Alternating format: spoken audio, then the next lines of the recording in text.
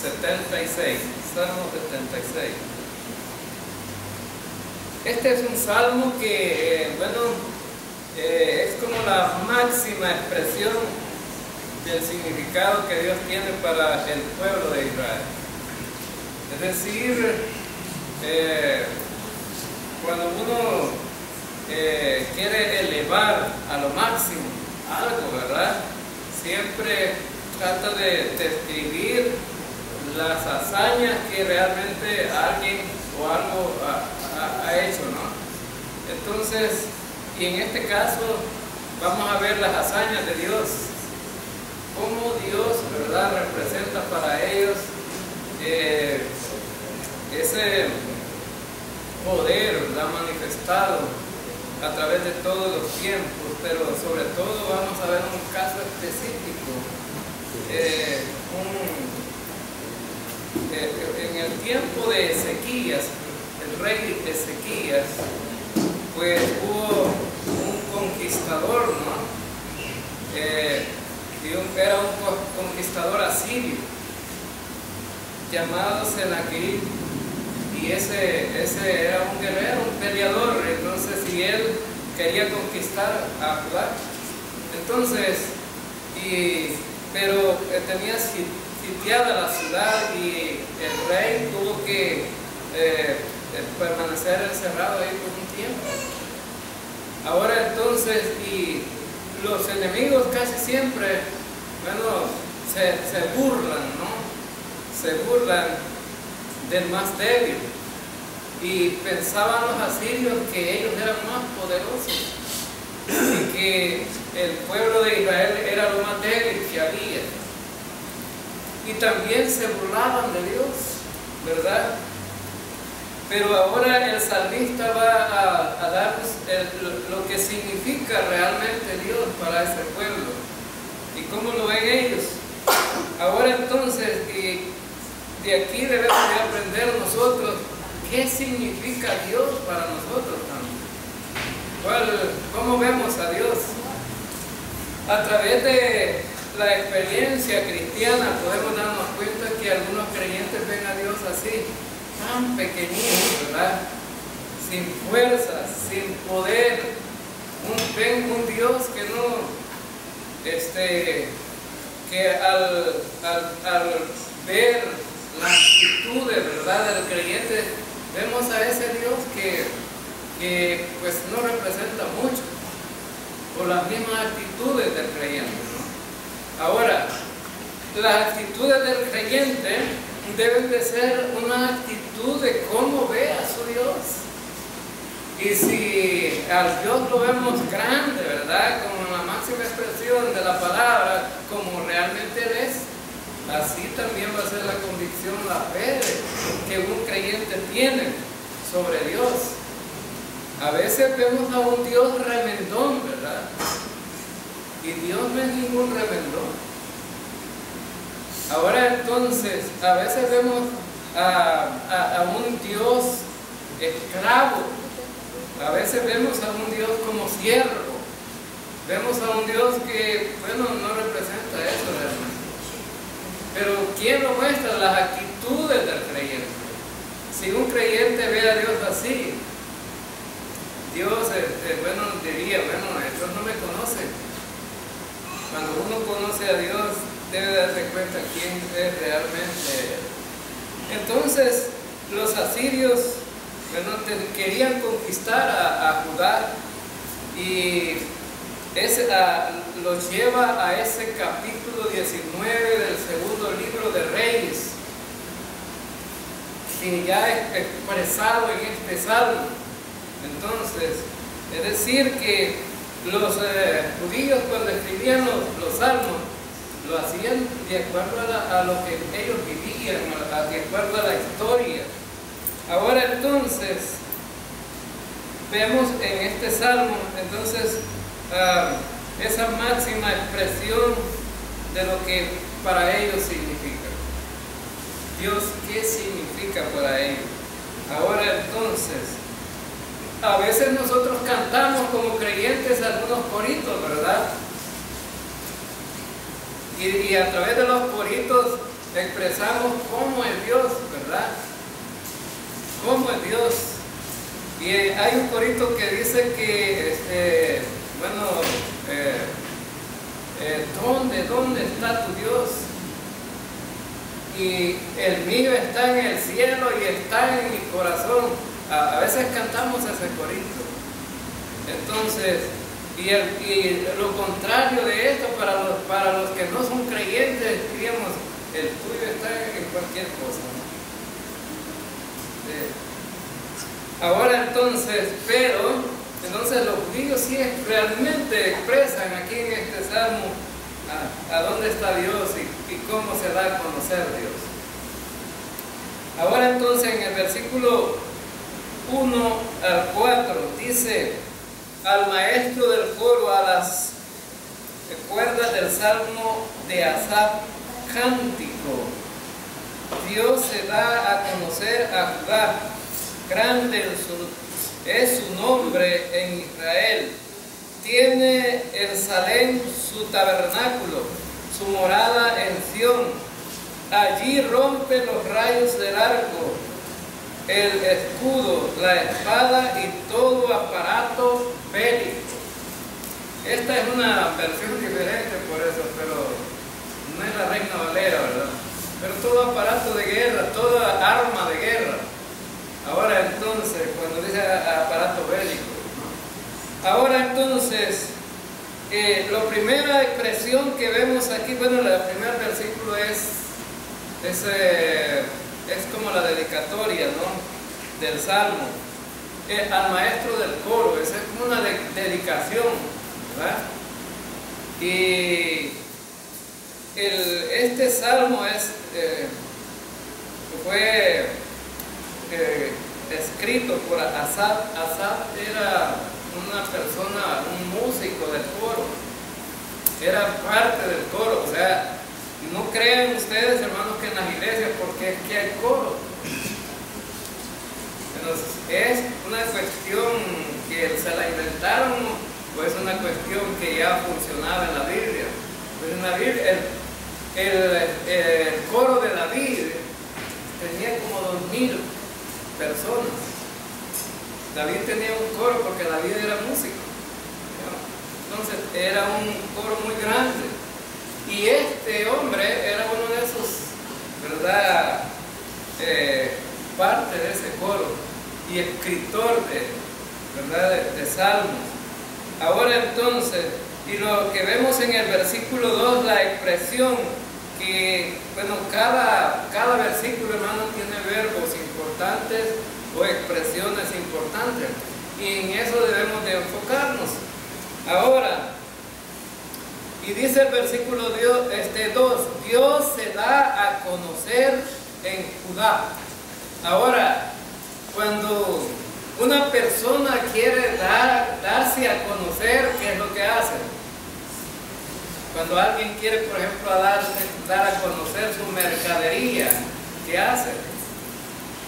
Le hace propaganda.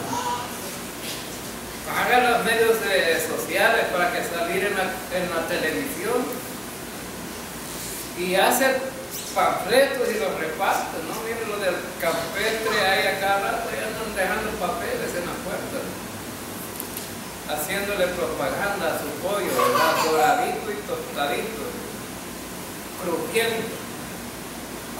Pero ¿por qué lo va a dejar ahí ya con el olor, verdad? Ya. Ahora entonces, pero el deseo del salmista es dar a conocer a Dios. Y él dice, Dios se da a conocer en Judá. Ahora, recuerden que ¿por qué no dijo Israel? Porque esta sección está tratando con las dos tribus de Judá. Recuerden que el pueblo de Israel se dividió, 10 tribus. Quedaron a un lado y 2 tribus a otro lado. Las tribus de Israel son conocidas como las tribus de Israel y las tribus de Judá. Ahora entonces, y por eso el salmista dice, bueno, Dios se da a conocer en Judá, en ese pueblo. Más sin embargo, si revisamos los salmos, vamos a encontrar una cosa muy común en los salmos, es que los escritores del salmo veían al pueblo de Israel como uno, no un Israel dividido, porque ese es el propósito de Dios al final, tener uno solo. La división del pueblo de Israel se debió al pecado de Salomón, ¿verdad? Es que Salomón, Dios le había advertido que si pecaba, pues lo iba a desautorizar, le iba a quitar el reino. Y por amor a David, no se lo quitó todo, ¿no? Le dejó una partecita ahí. Ahora, entonces, la expresión grande es su nombre en Israel. Entonces aquí vemos esta expresión, no debemos de verla simplemente como una expresión cualquiera, ¿verdad? Ahora, ¿cómo es Dios para usted? ¿Cómo es Dios para usted? ¿Es grande o pequeñito? De acuerdo a lo que su mente le da.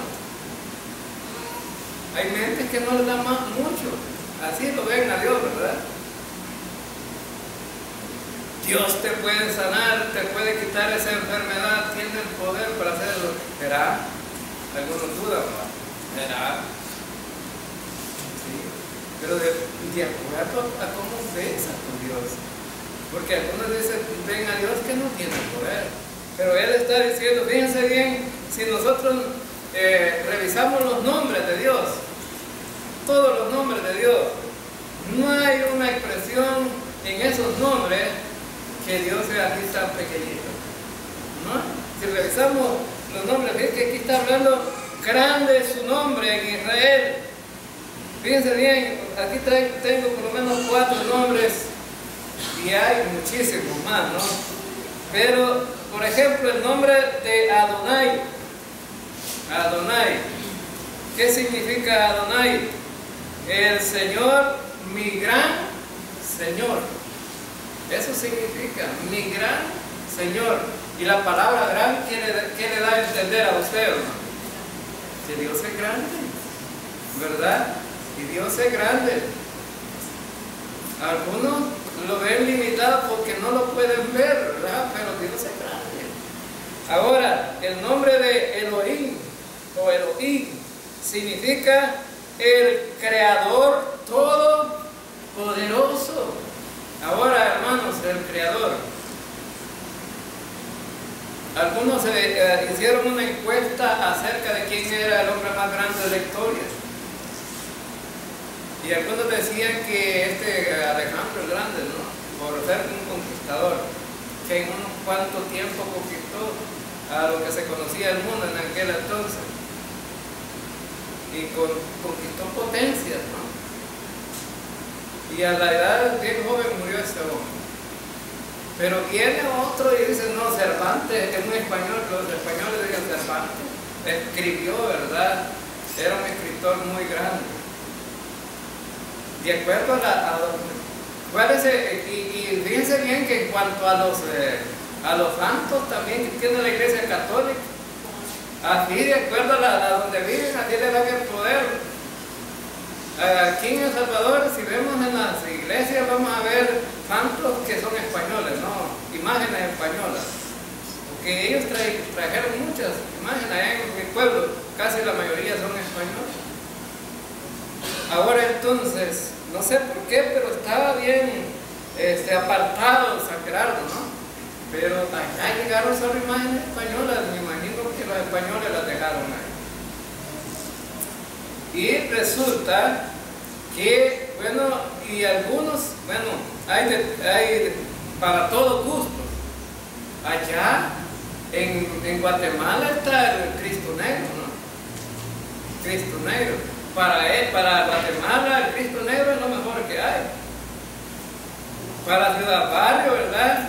El Cristo que tienen ahí, el Jesucito de Recate, que atiende. Del Jesucito del Recate. Pero le han dado un gran poder. Ahora entonces, porque miren, antes ese Jesucito del Recate llevaba gente de todo el país a ver. Ahora entonces, pero eso no tiene mucho significado, ¿no? Sino para la creencia de la gente, ¿verdad? Que pone su confianza en él. Para nosotros no tiene significado. Para nosotros, ¿verdad?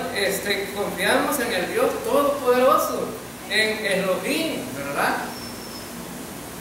En Él confiamos, el Creador. Imagínense a alguien que crea todo. Ahora entonces, el Shaddai significa el todo suficiente.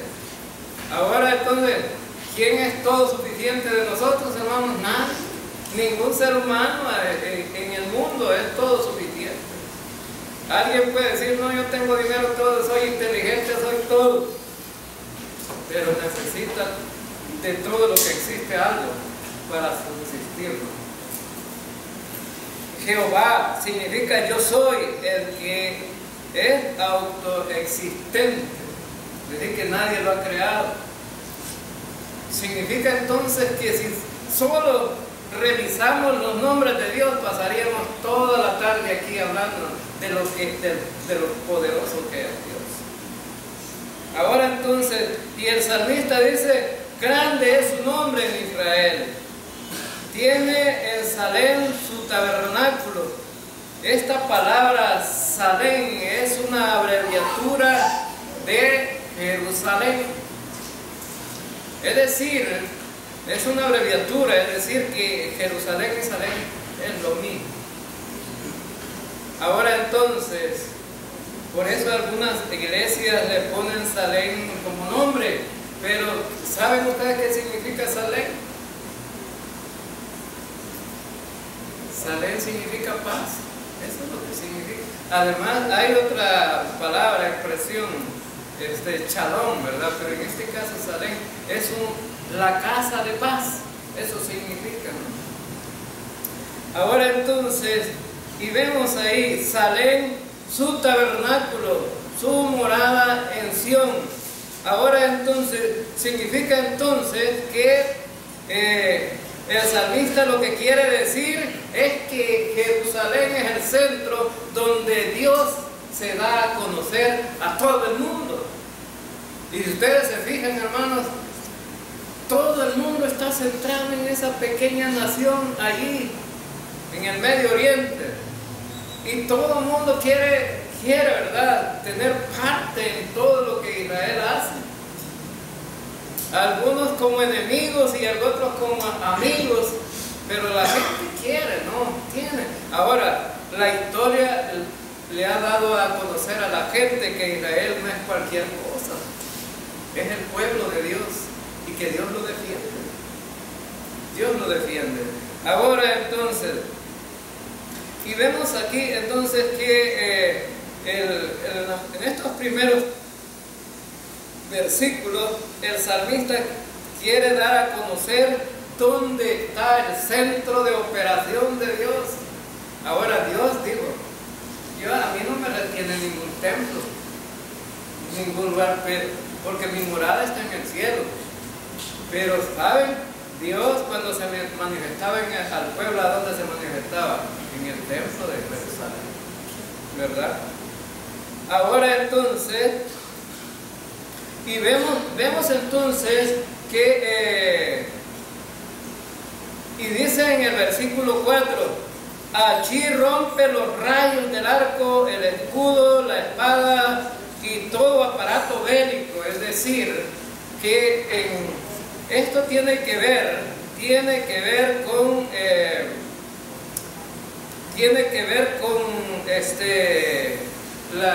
la guerra que tenía que vivir en Jerusalén este rey Ezequías.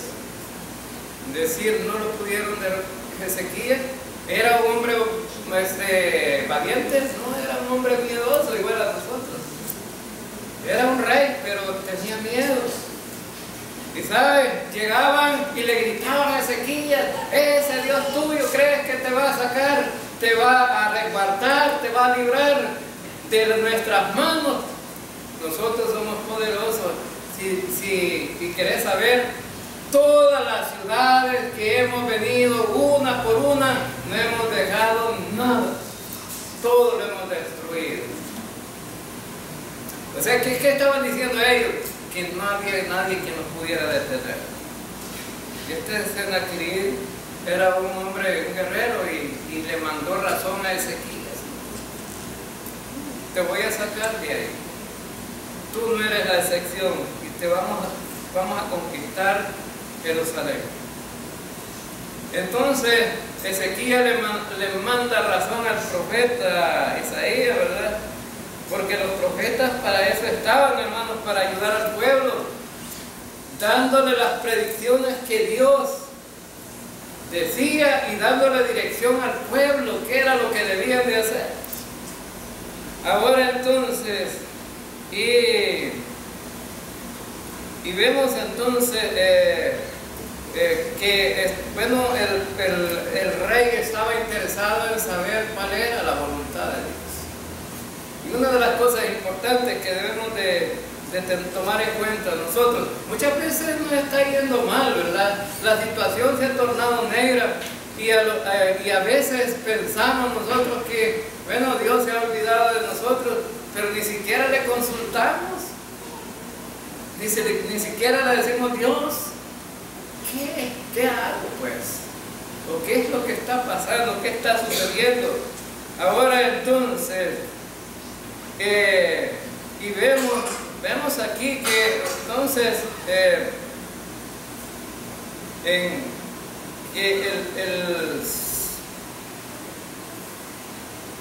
entonces el pueblo tenía miedo porque lo conquistaron. Ahora entonces, y vemos entonces que el miedo era normal para ellos, porque todo el mundo en una guerra tiene miedo. No todos son valientes, ¿no? En una guerra. Yo me fijé una vez que si más me mata por hablar de curioso con Armando Rodríguez, ¿no? Nos subimos a la segunda planta de la casa de ellos a ver cómo estaban peleando los soldados allí por el cementerio, y nos cayó una bala así arribita de la cabeza, ¿no? Fuerte, curioso. Pero un soldado estaba en una trinchera y él no sacaba la cabeza, solo sacaba el fusil y disparaba hacia los locos, ¿no? Disparando. ¿Por qué? Uno podría decir: bueno, y es que tiene miedo, y es que el miedo es natural. Ahora entonces, pero fíjense bien, entonces Dios es todopoderoso. Ahora entonces, y dice en el versículo, en el versículo 3, frente a su poder nada son los rayos fulgurantes de Israel, de las saetas, ni la espada, ni todo lo que sirve de instrumento bélico, con toda facilidad rompe y desmenuza. Ahora, el salmista le está diciendo a los enemigos: Dios no es como ustedes se lo imaginan. Él tiene la facilidad de ganarle la guerra a ustedes en un 2x3. No como un cipote, ¿verdad? Que le dice, platicando con otro: a mí me gusta la chana, pero le tengo miedo al papá. Le dijo cipote otro, ¿no? Le tengo miedo al papá. No, hombre, le dice: no le tengas miedo. Cuando él te diga algo, decime a mí, le voy a decir a mi papá que vaya a hablar con él. Y tu papá es quizás un hombre valeroso, le dice el otro, ¿verdad? Un hombre valiente. No le tiene miedo a nadie. No le dice, ¿verdad? Mi papá no es que sea tan valiente, pero es bueno para aguantarles. Le dice: es bueno para aguantar. Entonces, para que no te pegue vos, le vamos a echar a mi papá para que le peguen a él. No quería el papá, ¿verdad? Pero aquí, rey, ¿verdad? Sirio se estaba jactando. ¿Y sabe qué? Bueno, entonces, pues en respuesta, el rey manda donde el profeta Isaías y dice: ¿qué hago? ¿Qué hago? Entonces, Dios le manda una razón, ¿verdad? Le manda una razón. a este rey, y a través del profeta, y le dice: no tengas miedo, no tengas miedo.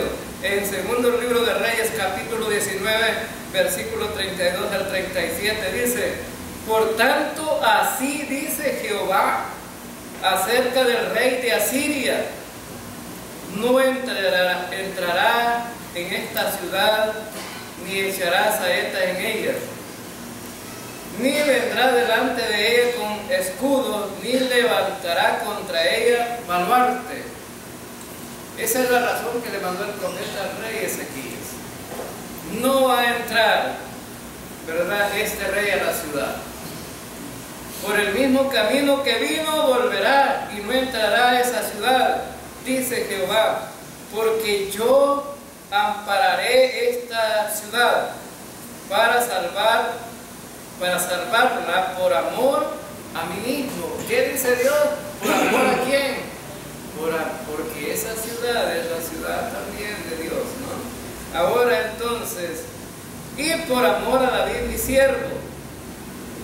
Y aconteció que aquella misma noche salió el ángel de Jehová y mató en el campamento de los asirios a 185,000. Y cuando se levantaron por la mañana, he aquí que todo era cuerpos de muertos. Entonces Senaquerib, rey de Asiria, se fue y volvió a Nínive, donde se quedó. Y aconteció que mientras él adoraba en el templo de Nisroch, su dios, Adramelech y Sarneser, sus hijos lo hirieron a espada y huyeron a tierra de Ararat, y reinó en su lugar Esar-Adón, su hijo. Ahora entonces, Dios le estaba mandando a decir a Ezequías: no tengas miedo, este hombre nunca va a entrar ahí. Ahora entonces, ¿y sabe qué? ¿A quién mandó? Al ángel de Jehová. Nosotros, hermanos, tenemos un salmo muy conocido.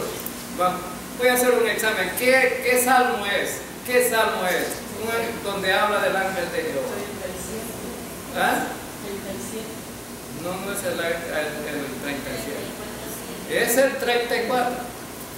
Versículo 7. Versículo 7. 34, versículo 7. El ángel de Jehová acampa alrededor de los que le temen y los defiende. Ahora entonces, ahí en ese salmo así dice: el ángel de Jehová acampa alrededor de los que le temen y los defiende. ¿Y quién estaba defendiendo a Israel? El ángel de Jehová. ¿Cuántos murieron ese día? ¿Cuántos murieron? No fueron poquitos, ¿verdad, hermano? No, fue una buena cantidad. Ahora entonces mató en el campamento 85,000. 185,000. Ahora 185,000. Hermanos, ¿cómo se vería Chapeltique con 185,000 muertos? Qué terrible, ¿no? Allá me asustaba yo ya por San Gerardo, que a veces no llegaban a la casa: vamos a enterrar muertos. A la puerta iba a enterrar muertos uno allá. Una vez, ¿verdad?, en una ocasión, murieron 42 soldados y 40 guerrilleros el mismo día. 42 soldados por el choque de 2 helicópteros y 42 guerrilleros que los helicópteros mataron a los guerrilleros. Y entonces, imagínate usted enterrando tanto muertos, pues allí había que enterrar. Que daba no sé qué ver tanta cosa, ¿no? Ahora, este tiempo ya como que la gente ya se acostumbró a los muertos, ¿no? En aquel tiempo era difícil, ¿no? Ahora entonces, y sabe, 185,000 no se levantaron en la mañana de ese día. No se levantaron. ¿Y sabe qué hizo el rey cuando vio tanto muerto? Mejor me voy. Se le quitó el orgullo, ¿no? Se le quitó la vanagloria, que era el mejor peleador, el conquistador. Se fue el conquistador. Ahora entonces, ¿tenemos a un Dios todopoderoso nosotros, hermanos? Claro que sí. Pero entonces, ¿cómo debemos de ver ese poder? Ese poder.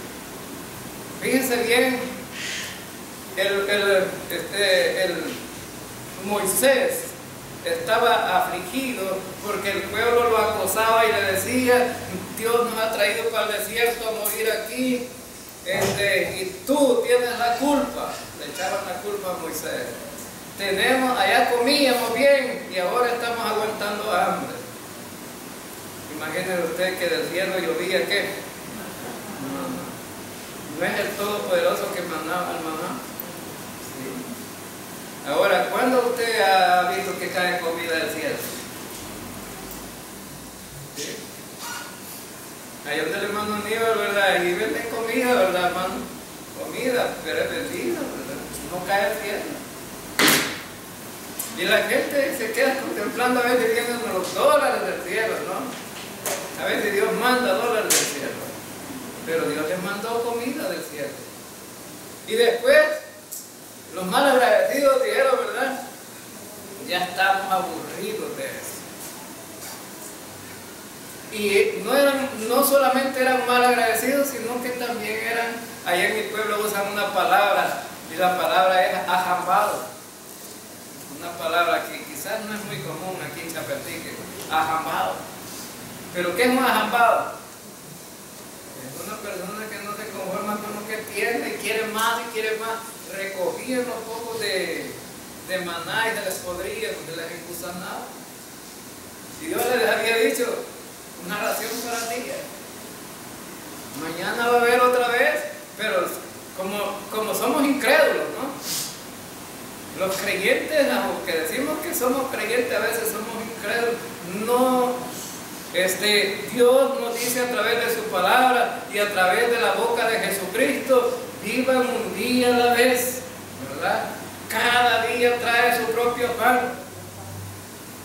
Ahora entonces, el pan nuestro de cada día, dámoslo hoy, dijo Jesucristo, ¿verdad? Eso pidan.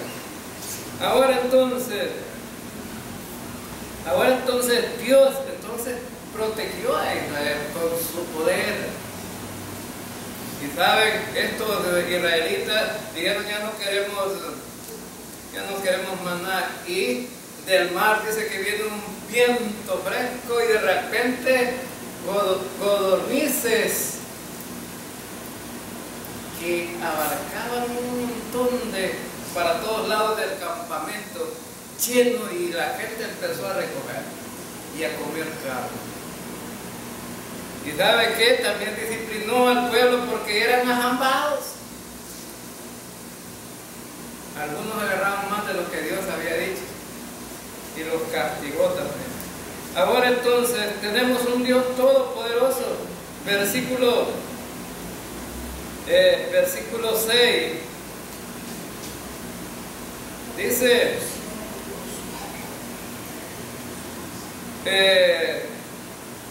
tu amenaza, Dios de Jacob, quedaron pasmados los carros y los caballos. Es decir, a la amenaza que tenían los carros y los caballos, no pudieron mencionar.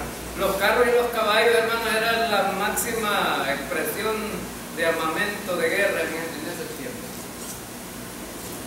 Ahora, imagínense usted si los salvadoreños fuéramos a pelear con Estados Unidos, pues. ¿Cómo fuéramos nosotros delante de Estados Unidos con unos botilitos? Si Estados Unidos tiene un armamento, un solo los aplasta Estados Unidos aquí. Los armamentos que tienen allá. Ahora entonces, y vemos entonces que los asirios tenían un armamento pesado, pero aquí está diciendo el salmista: a tu amenaza, Dios de Jacob, quedaron pasmados los carros y los caballos. Y entonces, recuerden ustedes, lo que dijo el pueblo de Israel después de haber salido de Egipto, entrar a la tierra prometida y empezar a conquistar. Estos confían en carros y caballos, mas nosotros, ¿en quién confiamos? En Jehová. En Él confiamos. Ahora entonces, y lo mismo debe decir la iglesia, debemos de tener en esta mente y firme, decir, no, nosotros confiamos en Jehová. Y aunque nosotros si nos sintamos inútiles y que no podemos, pero Él sí puede. Ahora, ¿sabe qué dice el salmista? El Dios que tenemos nosotros es el Dios que creó los cielos y la tierra. Ahora compárese usted con Dios. ¿Podría crear el cielo usted? ¿De dónde? Y creó la tierra. Y aquí vivimos, ¿verdad? Y nosotros decimos, bueno, no vemos lo poderoso que es Dios, ¿verdad? Cuando ha creado esta tierra para que vivamos nosotros. Tiene el oxígeno, bueno, ya no está el oxígeno, porque no podemos decir que tenemos el buen oxígeno porque ya está contaminado, pero Dios lo creó bueno. Creó todo lo necesario para que el hombre pudiera vivir feliz aquí. Ahora entonces, y vemos entonces que tenemos un Dios todopoderoso. Ahora, dice aquí lo que vemos también en el versículo 8 al 10, versículo 8 al 10. Bien, vamos a ver antes el versículo 7, dice, eres terrible, ¿y quién puede mantenerse ante ti frente a la violencia de tu cólera? Desde los cielos tú haces oír la sentencia, y la tierra se estremece y calla, quedando se levanta Dios para juzgar, para salvar a todos los oprimidos de la tierra. Ahora entonces, vemos a nosotros, hermanos, con solo que nos espantamos, con solo un relámpago y un trueno que caiga del cielo, ¿verdad? Imagínese usted recibiendo un rayo de eso en su cuerpo. Solo, como decía el Harry Potter, ponga mente. Solo ponga mente en eso. Ahora, mire, aquí el vecino, yo recuerdo cuando le cayó una descarga eléctrica de esos cables, ¿no? al hijo del vecino. Fue un tremendo, ¿verdad? Se vio la gran relámpago de la luz y que fue el cuerpo del muchacho. Y un milagro también. Ahora entonces, es raro que queda vivo, ¿no? Con una descarga eléctrica así. Ahora entonces, y Dios dice que con un trueno se da a conocer cuál portentoso es el poder que Él tiene. Ahora entonces Dios, ¿verdad?, manifiesta su poder desde los cielos y hace oír la sentencia a los de la tierra, ¿no? Toma su poder.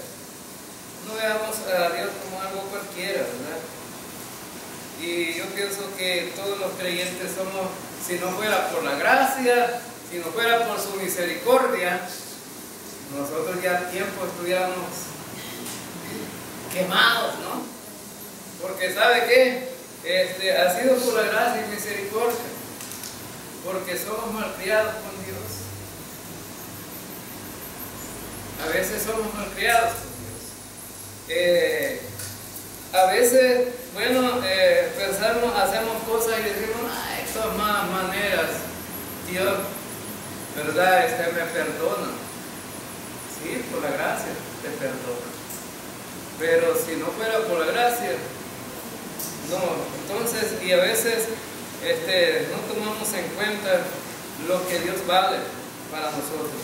Y fíjense bien, va a venir un tiempo que la gente tiene un carácter tan, digamos, un carácter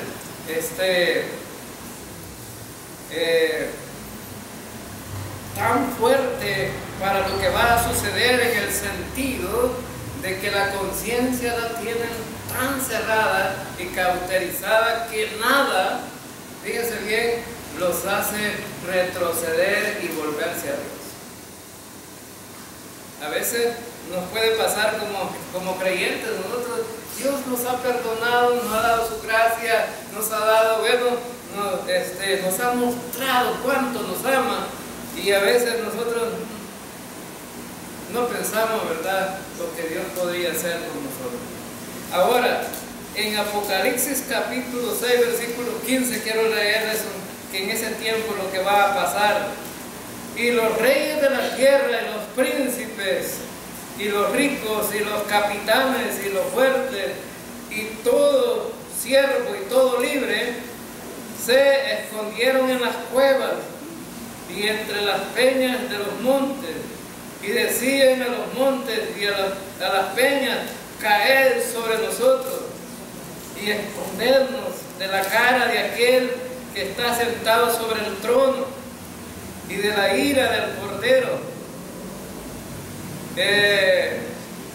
Y dice en el versículo 17: porque el gran día de su ira ha llegado, ¿y quién podrá sostenerse en pie? Ahora entonces, aquí Dios va a mostrar tan poderoso que es a través de su Hijo Jesucristo cuando venga por segunda vez. Cuando venga por segunda vez.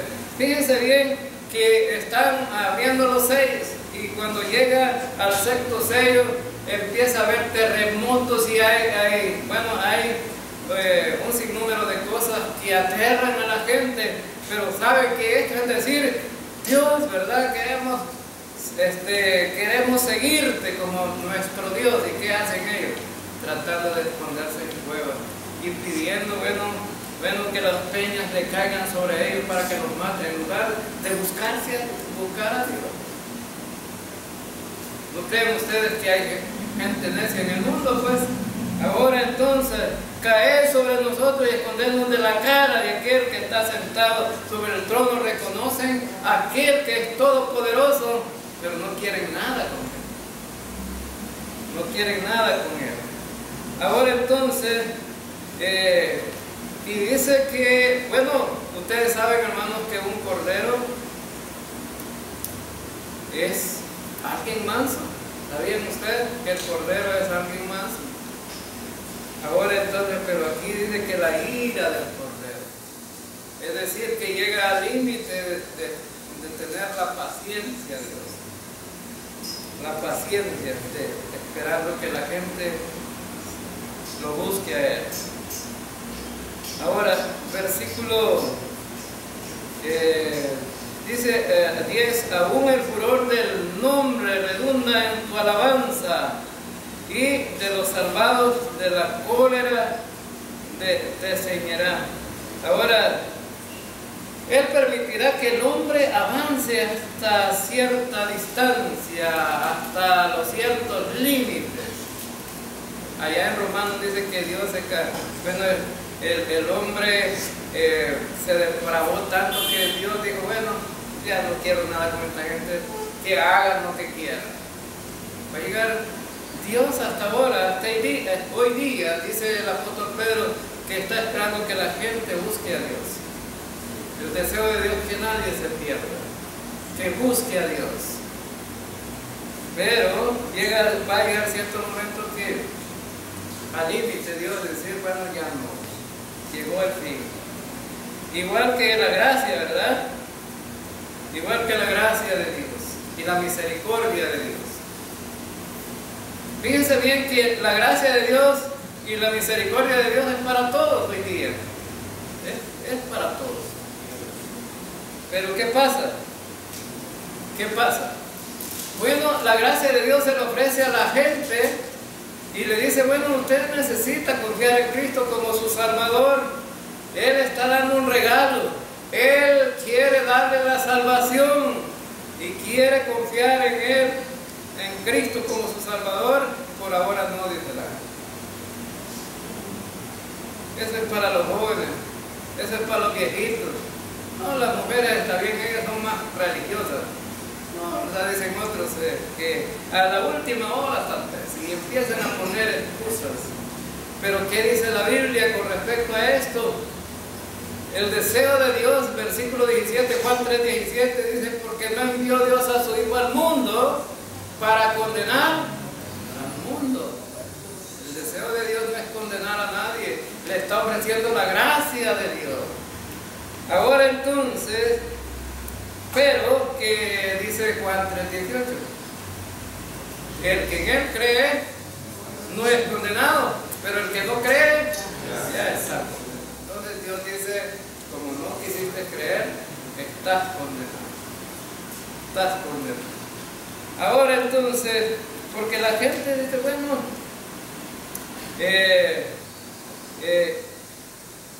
voy a buscar a Dios en algún momento de mi vida, pero hay gente que se muere. Fíjense bien que yo fui con el hermano Fidel por primera vez salí yo a evangelizar.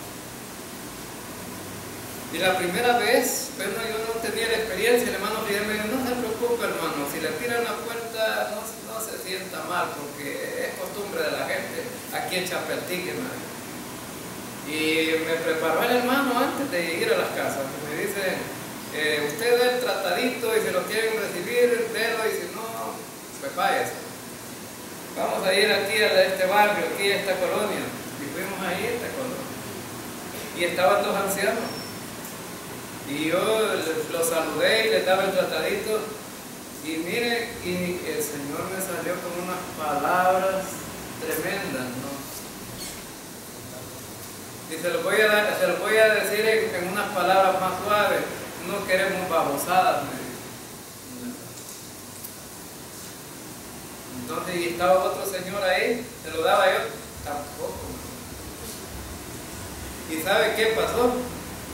A los 3 días se murió. Tuvo la oportunidad de que le presentáramos el Evangelio y no quiso, pero se murió. El que en Él cree no será condenado, pero el que no cree sí será condenado. Ahora entonces a la gente le llega la oportunidad de salvarse, ¿no? Pero rechaza el regalo de la salvación. Y yo me sentí muy triste y le platicando con el hermano Fidel, decía, mire hermano, mire, sí, pues ya no es responsabilidad de nosotros. El hermano Fidel me acaba un versículo del Antiguo Testamento, ¿verdad? No, dice, la sangre, ¿verdad? La sangre ya de esa gente ya no cae sobre nosotros, le decía el hermano. Fuimos. Ahora entonces cumplimos. Bueno, y dice el versículo 12, hacer votos a Yahvé vuestro Dios y cumplidos cuanto está en su derredor, traigan dones al terrible, pues él abate el coraje de los príncipes y es terrible a los reyes de la tierra. Ahora entonces el salmista está diciendo, tráiganle votos, ¿no? Si los conquistadores agarraban todo lo que conquistaban, ¿verdad? Pero él dice, no, tráiganle votos al Señor. Prometan ustedes, hagan su promesa y tráiganle al Señor. ¿Verdad? Porque Él es el temible. Ahora entonces, y saben hermanos que un día va a cambiar la cosa. Jesucristo en el reino milenial, los pueblos van a ir y lo van a buscar, lo van a adorar, se van a entrar. Ahora el mundo no quiere saber de Dios. Y sobre todo los países comunistas no creen en Dios, ¿no? Países comunistas sacan a Dios de su vida. Ahora entonces, y resulta que vemos allá en el reino milenial que todo mundo va a ir a adorarle, va a llevarle regalos, va a buscar al rey. Allí se van a dar cuenta de que estaban equivocados, ¿no? Y la gente va a darse cuenta de quién es verdaderamente Dios. Dios es el Todopoderoso, hermanos, y es nuestro Rey soberano. Amén. Nuestro Rey soberano. Vamos a terminar.